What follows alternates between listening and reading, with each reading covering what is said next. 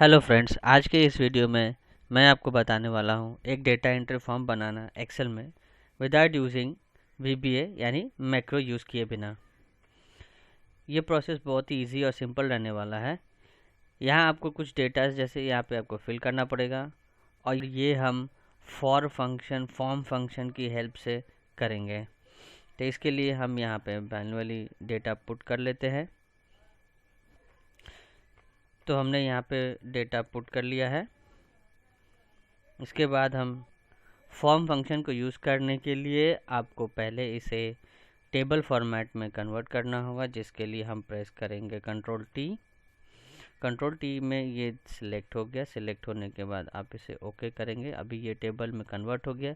इसके बाद मैं एक easy simple look form select कर लेता हूँ, डिज़ाइन लेआउट। तो ये हमने सेलेक्ट कर लिया एक प्लेन लाइट। तो इसके बाद हम फॉर्म बटन को यूज़ करने के लिए आप यहाँ देखिए फॉर्म बटन किसी भी टैब में नहीं है, तो यहाँ आपको नहीं मिलेगा। ये हमको मिलेंगे यहाँ पे। आप देखेंगे एक customise quick access toolbar है, यहाँ पे आप क्लिक करेंगे। यहाँ क्लिक करने के बाद आप जाएंगे मोर कमांड्स पे। मोर कमांड्स पे आप क्लिक करेंगे तो आपको इस तरह से customise quick access toolbar मिलेगा। इसके बाद आपको चूज़ कमांड फ्रॉम में आप यहाँ पे कुछ रिबन्स जो कि नहीं है, commands not in the ribbon, ये सेलेक्ट करेंगे। ये सेलेक्ट करने के बाद आपको ड्रॉप डाउन करते हुए जाना है फॉर्म में जाना है। आप यहाँ पे देखेंगे, यहाँ पे आप देखेंगे फॉर्म फंक्शन, तो इसे आप क्लिक करेंगे और ऐड करके ओके करेंगे। तभी आप देखें यहाँ पे आपका फॉर्म बटन आ गया है। फॉर्म आइकन आने के बाद आप अपने डेटा पे सेलेक्ट क्लिक करके आप यहाँ फॉर्म एक्टिवेट करेंगे। देखें ये एक्टिवेट हो गया है।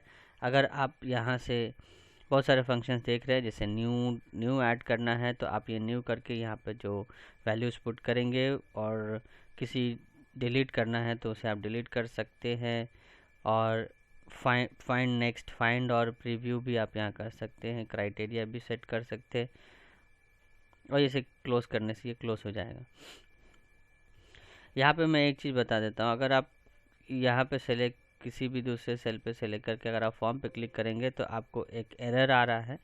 ये जो एरर है ये इसीलिए है कि आपको ये ध्यान रखना है कि आपके फॉर्मूला, आपके जो टेबल है, आपको किसी भी सेल पे कहीं भी आप क्लिक करके उसी सेल पे रहे जो एक्टिवेटेड आपका टेबल है, तभी ये फॉर्म बटन काम करेगा। जैसे देखिए ये मैंने फॉर्म बटन पे क्लिक किया है तो ये यहाँ पे एक्टिवेटेड है, तो इसीलिए ये ऑप्शन आ रहा है। तो यहाँ से हम अभी ऐड और डिलीट करके आपको आगे बताएंगे। तो यहाँ पे हम क्लिक कर देंगे न्यू में करने के बाद हम यहाँ पे दे देते हैं नेम, रैंक, डेट,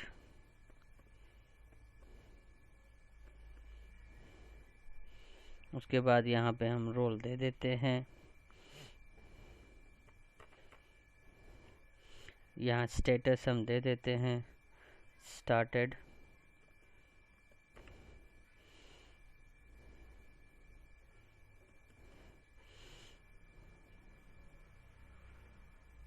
तो डेटा पुट करने के बाद आपको कुछ नहीं करना, आपको सिर्फ एक एंटर देना है।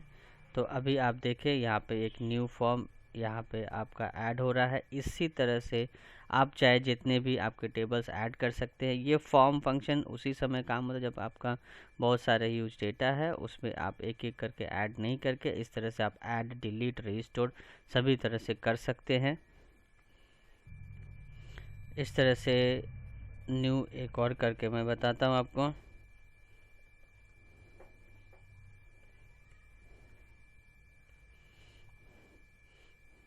रैंक A1,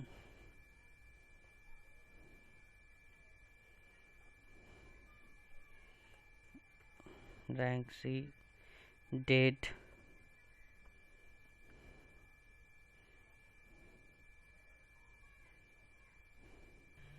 अभी यहाँ मेरे से एंटर प्रेस हो गया है तो आप देखें ब्लैंक ही यहाँ पे पेस्ट हो गया है। ये ब्लैंक है, इसे हम चेंज भी कर सकते हैं। तो आप अपने टेबल पे रहेंगे और फॉर्म पे क्लिक करेंगे तो अभी आप जैसे यहाँ से ऊपर नीचे ऐसे ड्रैग करेंगे तो ये देखिए यहाँ पे हमारा ब्लैंक डेटा हो गया। इसे हम यहाँ से चेंज कर सकते हैं। इसके बाद हम यहाँ पे रोल दे देंगे, यहाँ पे स्टेटस हम दे देंगे। इसके बाद हम एंटर करेंगे तो वो चेंजेस हो यहाँ पे रिफ्लेक्ट हो गया। ये देखिए ये चेंजेस हो गया। इसी तरह से आप एडिट भी अपने फॉर्म को कभी भी कर सकते हैं। इस तरह से आप नीचे ड्रैग करेंगे, ऐसे नीचे क्लिक करेंगे तो ये देखिए एक ब्लैंक यहाँ पे ये वाला ब्लैंक एंट्री है। इसे हम यहाँ पे न्यू एक ऐड कर देते हैं।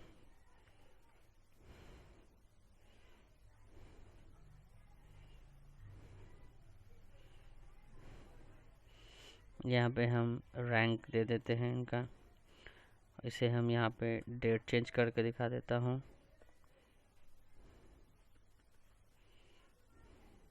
यहाँ पे रोल हम दे देते हैं। यहाँ पे स्टेटस हम दे देते हैं। इसके बाद हम एंटर करेंगे तो आप देखिए ये चेंजेस यहाँ पे रिफ्लेक्ट हो गया है। आप चाहे तो आप अपने फॉर्म में सर्च भी कर सकते हैं। सर्च करने के लिए आप क्राइटेरिया पे क्लिक करेंगे तो आप यहाँ पे देखिए आपका जो भी हेड्स है यहाँ पे आगे आप कुछ भी सर्च करना चाहें तो यहाँ से आप कर सकते हैं। सपोज़ मैं यहाँ पे अगर मैनेजर सर्च करता हूँ तो इसे सर्च करने के लिए रोल पे मैंने मैनेजर लिख दिया और फाइंड नेक्स्ट कर दिया। तो यहाँ पे देखिए फाइंड नेक्स्ट में मुझे जो मैनेजर्स है यहाँ पे लिस्ट में आ गया है। देखिए एक हैरी और एक एंड्रयू यहाँ पे आ गया है जो कि मैनेजर है। तो इस तरह से हम सर्च भी कर सकते हैं। और सपोज़ मैं अगर यहाँ पे एक्टिव रैंक की जगह पे अगर मैं इसका रैंक गलत दे देता हूँ, सपोज़ बी दे देता हूँ तो जो कि ए होना चाहिए था और ये मैंने बी दे दिया। इसे मैं यहाँ पे रीस्टोर पे क्लिक करके इसे पिछले जैसा रीस्टोर जो ए है वही मैंने यहाँ पे कर सकते हैं। ये रीस्टोर करने के लिए मैं बता दूं, जब तक आप कोई एंटर प्रेस नहीं करेंगे तब तक आप यहाँ पे रीस्टोर करके आप अपने गलती को करेक्शन कर सकते हैं। यहाँ मैं आपको बता दूं कि आप चाहे तो इस टेबल पे आप डेटा वैलिडेशन भी ऐड कर सकते हैं। तो सपोज़ मैं अगर इस डेटा रेंज को एक डेट रेंज सेलेक्ट कर देता हूँ कि कोई गलती से कोई गलत डेट ना दे, तो इसीलिए मैं यहाँ पे डेटा वैलिडेशन पे जाता हूँ और यहाँ पे सेलेक्ट करता हूँ डेट और एक स्पेसिफिक डेट मेंशन कर देता हूँ। स्पेसिफिक डेट के लिए सपोज़ मैं यहाँ पे इसे दे देता हूँ। डेटा वैलिडेशन शीट पे जाने के बाद हम यहाँ पे हम डेट सेलेक्ट कर देंगे जो कि 2020 टू 2024 के डेट्स के अंदर ही हो। तो इसे अगर कोई रॉन्ग डेट देगा तो यहाँ पे एक एरर आएगा। उसके लिए हम ये एरर अलर्ट मैसेज यहाँ पे ऐड कर देते हैं। Date year should be under 20 to 24। So इसे हम अभी ओके कर देते हैं। और इसे मैं आपको बता दूं, ये करने से पहले आपको डेटा वैलिडेशन सेलेक्ट करके फिर आपको डेट फॉर्मेट चेंज करके ओके करना है। तो अभी हम जाते हैं अपने फॉर्म पे और एक न्यू एंट्री एक न्यू डेटा ऐड करते हैं। उसके लिए मैं यहाँ पे एक डेट देता हूँ 2026, तो हमारे डेट रेंज से बाहर है। तो जैसे हम इसे एंटर देते हैं ऐड करने के लिए तो आप यहाँ पे डेट देख सकते हैं, बट उसके लिए आपको यहाँ पे एरर आ रहा है जो यहाँ पे हटाना है।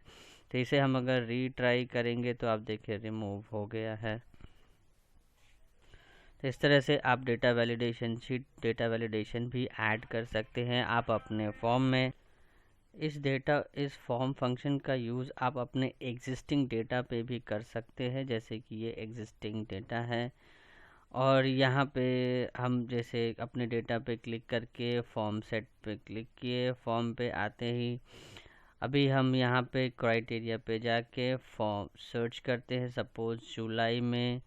और सबसे अच्छा बात यहाँ पे है कि आप यहाँ पे अपने greater than less than buttons का भी यूज़ कर सकते हैं। सपोज़ मैं यहाँ पे ग्रेटर देन 500 यहाँ पे मैं सेलेक्ट करता हूँ 500 ग्रेटर देन 500। इसके बाद मैं क्लिक करता हूँ फाइंड नेक्स्ट।